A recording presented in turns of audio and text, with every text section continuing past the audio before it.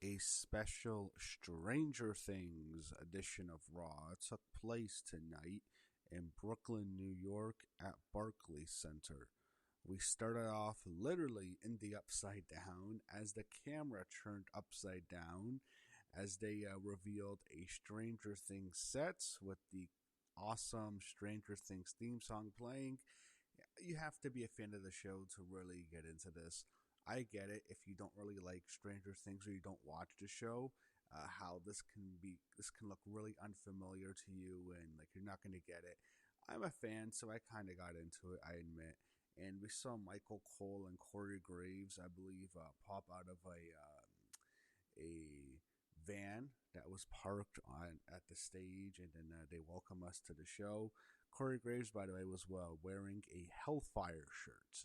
So again, you have to watch the show to understand the references. I thought it was fine. Yeah, it was a little goofy, but you know what? It really didn't bother me, and I kind of like how they embraced a different theme.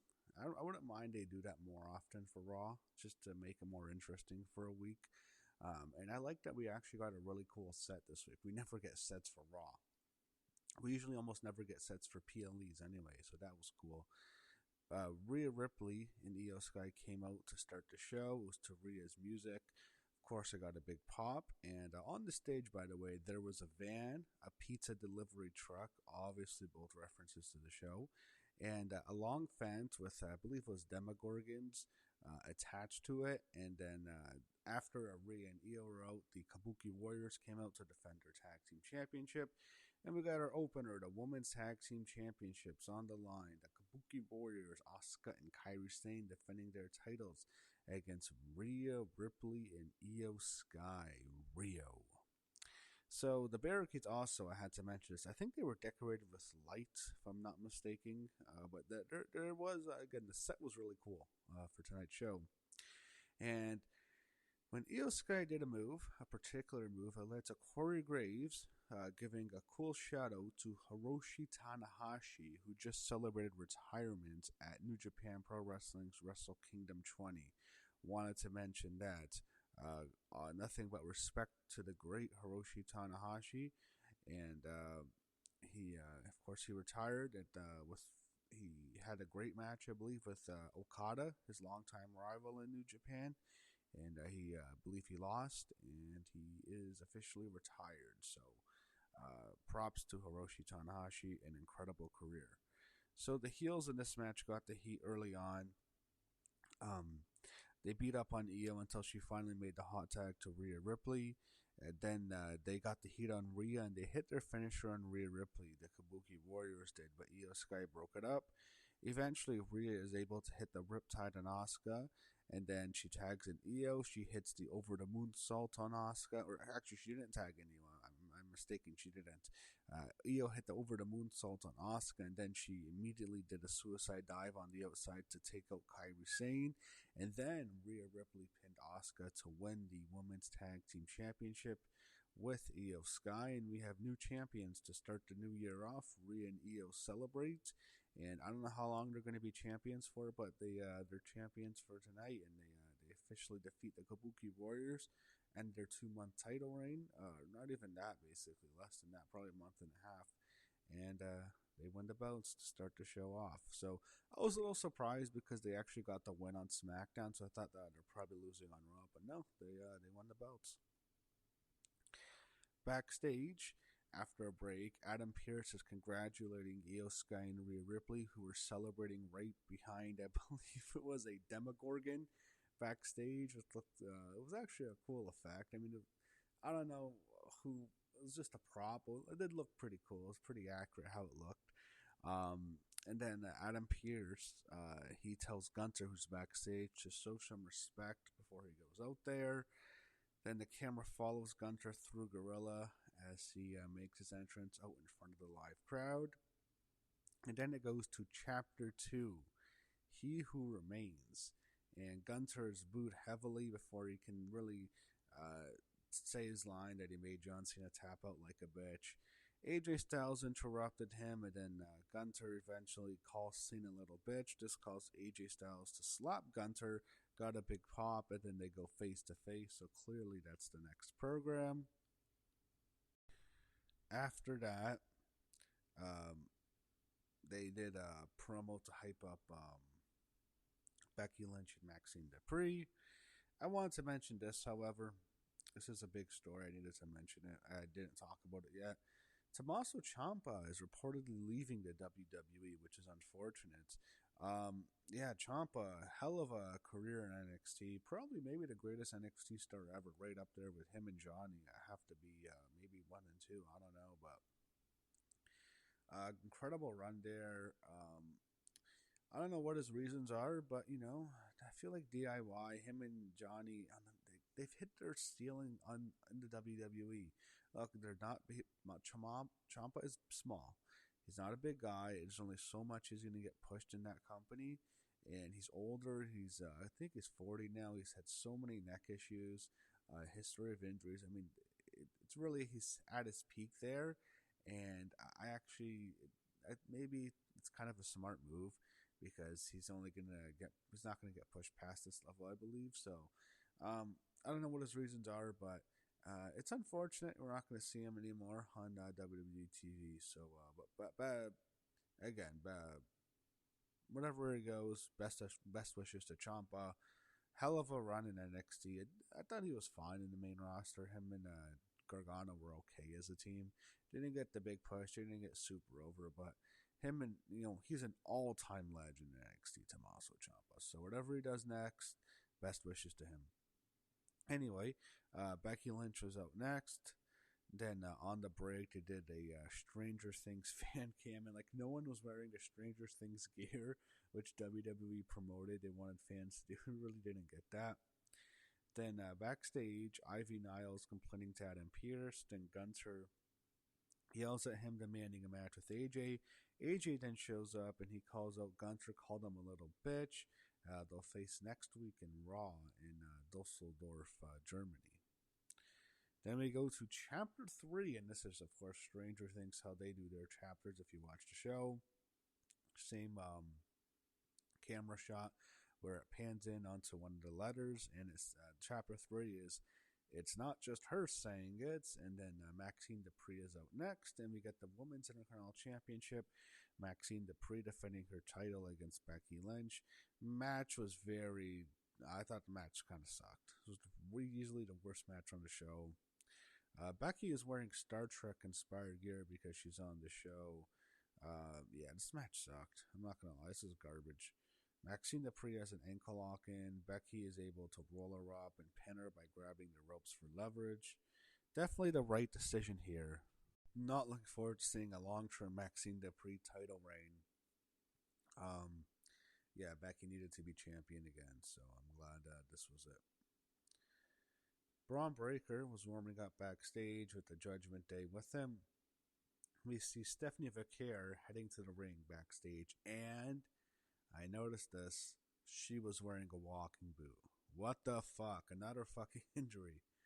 They hyped up Unreal Season 2. The Usos made their stupid Yeet entrance, supposedly on the break. Don't give a shit. They just cut a promo on the tag team division. Didn't care. The bigger news was supposedly on the break, Adam Pearce officially signed Javon Evans to Raw. Huh? Like, this didn't get a television segment? It was on the break, and I'm an international viewer, but I had commercials, and I didn't get to see this. I would have normally seen this. You're serious. Okay, I don't mind that. I'm glad he's on Raw. I kind of wish he would have beaten Obafemi in NXT and won the NXT Championship, but that's not going to happen. But he's on the main roster now, and like that's how they introduce him? Okay. Then we go to Chapter 4. It's a Kiss the Devil. I wonder who that reference is to. Jackie Redmond was in the ring. She introduces the Women's World Champion Stephanie Vaquer, who came out wearing a walking boot.